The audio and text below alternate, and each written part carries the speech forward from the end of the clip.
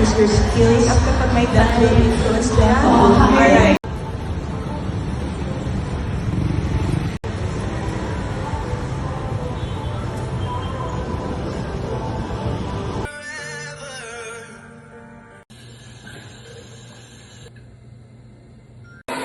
Mami? Bright yarn.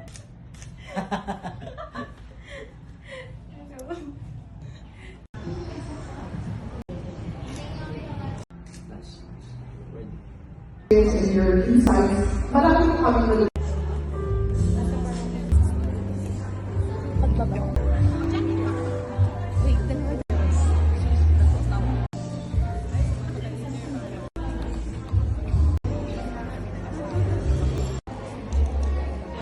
professionals and corporate executives through her self-mastery and is the founder of Radiant Women. In welcoming the radiant and empowering Miss Tony Miranda.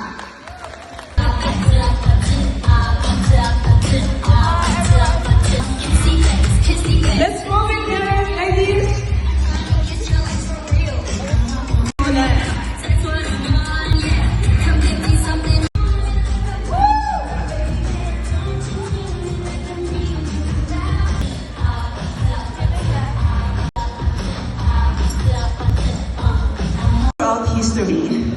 All throughout history, we've I forgot to include everyone, every woman, to copy somebody else's platform. So are you now ready to rediscover who you are? A simple platform so you will take home not just big important things as a woman and as a person and as leaders and politicians. And outside of your control. You don't have power to really dictate on them, boto nyo, to model what respect means. Power is just powerful in area. Woman, you don't need to copy the style of a man. Because they know, tao rin pala siya. Alam niya pala pinagdadaanan ko, kaya siya ang iboboto ko. Please, we cannot undo your story, right? But we can reframe the way you share your story. We can reframe the lessons that you learn from your story. But that is the most beautiful part of you, either as your stories, or are you making it up? Let me ask you again. Are you sharing your authentic stories, or are you making it up? Trying to match it to sound beautiful.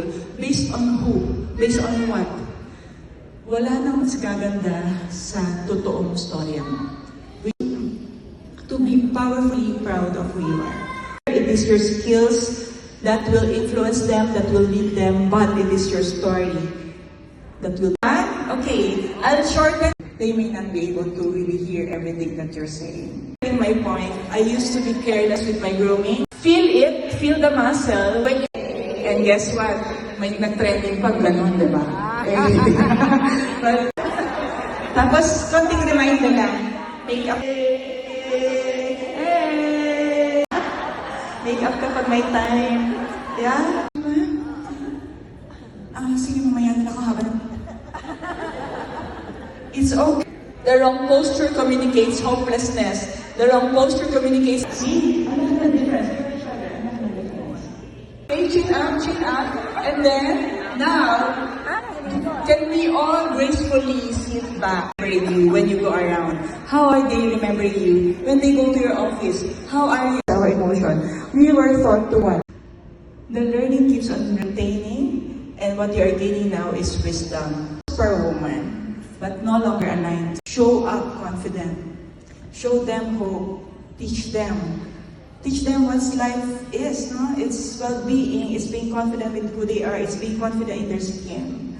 I may not be a politician, but therefore, you can still choose to be aligned with your... Now, please remember your purpose. Your impact goes beyond the ballots, right? Your presence, your influence lasts more than the results of the ballots. Thank you so much. Have a good day, everyone. God bless you all. Thank you very much. on the table that there should be a seat for women on. When it comes to to that perception, we either use our time, energy, resources to correct the wrong impression, communicate your brand, who you are as the visionary leader.